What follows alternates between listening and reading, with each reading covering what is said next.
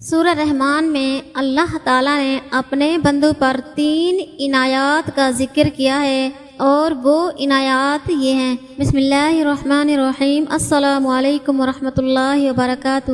محترم ناظرین، امید کرتی ہوں آپ جہاں بھی ہوں گے خوش ہوں گے، خیر و عافیت سے ہوں گے۔ محترم ناظرین، حضرت ابو سعید خدری رضی اللہ تعالیٰ عنہ سے روایت ہے، حضور نبی اکرم صلی اللہ علیہ وآلہ وسلم نے فرمایا، اللہ تعالیٰ کا ذکر اتنی کثرت سے کرو کہ لوگ تمہیں دیوانہ کہیں۔ نبی کریم صلی اللہ علیہ وآلہ وسلم نے فرمایا، کیا میں تمہیں وہ بات نہ بتاؤں جو درجے میں روزے، نماز اور صدقے سے بھی افضل ہے؟ صحابہ کرام رضی اللہ تعالیٰ عنہ نے عرض کی، کیوں نہیں یا رسول اللہ، ضرور بتائیے۔ آپ صلی اللہ علیہ وآلہ وسلم نے فرمایا، لڑنے والوں کے درمیان صلح کرا دینا۔ رسول اللہ صلی اللہ علیہ وآلہ وسلم نے فرمایا، میں جنت میں تھا کہ مجھے کسی کے قرآن پڑھنے کی آواز سنائی دی۔ میں نے پوچھا، یہ کس کی آواز ہے؟ مجھے بتایا گیا کہ حارثہ بن نعمان کی۔ آپ صلی اللہ علیہ وآلہ وسلم نے فرمایا، والدین سے نیکی کرنے کا ایسے ہی صلہ ملتا ہے۔ حارثہ بن نعمان سب سے بڑھ کر والدہ کے ساتھ نیکی کیا کرتے تھے۔ حضور صلی اللہ علیہ وآلہ وسلم نے ارشاد فرمایا، جو گانے والی کے پاس بیٹھے کان لگا کر دھیان سے اس سے سنے تو اللہ عز و جل بروز قیامت اس کے کانوں میں سیسا اونڈیلے گا۔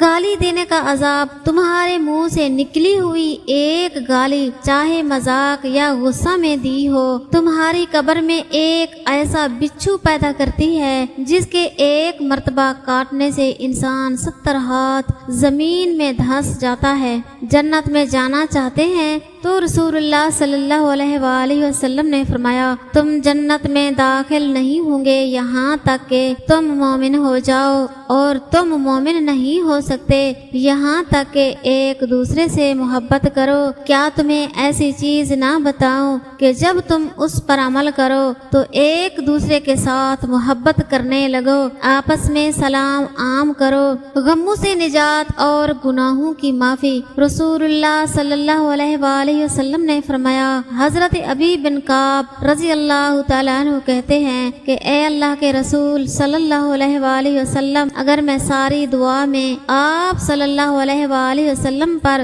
درود ہی پڑھتا رہا کروں، آپ صلی اللہ علیہ وآلہ وسلم نے فرمایا، پھر تو تیرے سارے غم دور اور سبھی گناہ معاف ہو جائیں گے۔ مومن علم سے کبھی سیر نہیں ہوتا۔ حضرت ابو سعید خدری رضی اللہ تعالیٰ عنہ سے روایت ہے کہ رسول اللہ صلی اللہ علیہ وآلہ وسلم نے ارشاد فرمایا، مومن بھلائی یعنی علم سے کبھی سیر نہیں ہوتا، وہ علم کی باتوں کو سن کر سیکھتا رہتا ہے یہاں تک کہ اسے موت آ جاتی ہے اور جنت میں داخل ہو جاتا ہے۔ خوش نصیب لوگ، بغیر حساب کے جنت میں جانے والے خوش نصیب لوگوں کی کثیر تعداد۔ ابو امامہ بہلی رضی اللہ تعالیٰ عنہ کہتے ہیں کہ میں نے رسول اللہ صلی اللہ علیہ وآلہ وسلم کو فرماتے ہوئے سنا، میرے رب سبحانہ و تعالیٰ نے مجھ سے وعدہ کیا ہے کہ وہ میری امت میں سے 70,000 لوگوں کو جنت میں داخل کرے گا، نہ ان کا حساب ہوگا اور نہ ان پر کوئی عذاب۔ ہر 1000 کے ساتھ 70,000 ہوں گے اور ان کے سوا میرے رب عز و جل کی مٹھیوں میں سے 3 مٹھیوں کے برابر بھی ہوں گے۔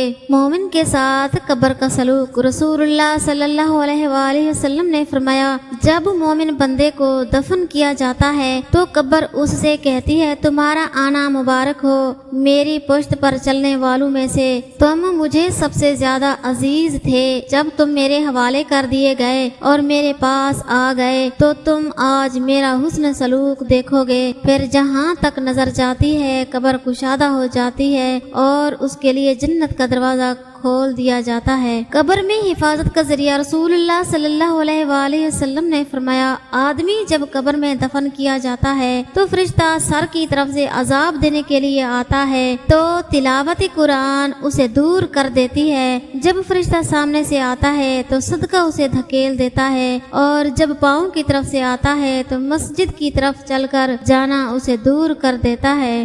سورہ رحمان میں اللہ تعالیٰ نے اپنے بندوں پر 3 عنایات کا ذکر ذکر کیا ہے اور وہ عنایات کا نام یہ ہے۔ نمبر 1، گندم اور اناج میں کیڑے پیدا کر دیے ورنہ لوگ اسے سونے اور چاندی کی طرح ذخیرہ کر لیتے اور لوگ بھوکے مر جاتے۔ نمبر 2، موت کے بعد مردے کے جسم میں بدبو پیدا کی ورنہ کوئی اپنے پیاروں کو دفن نہ کرتا۔ نمبر 3، مصیبت اور دکھ کے بعد صبر و سکون دیا ورنہ زندگی کبھی خوشگوار نہ ہوتی۔ تم اپنے رب کی کون کون سی نعمتوں کو جھٹلاؤ گے؟ اللہ اکبر۔ اللہ پاک ہم سب کو نیک عمل کرنے کی توفیق عطا فرمائے، آمین۔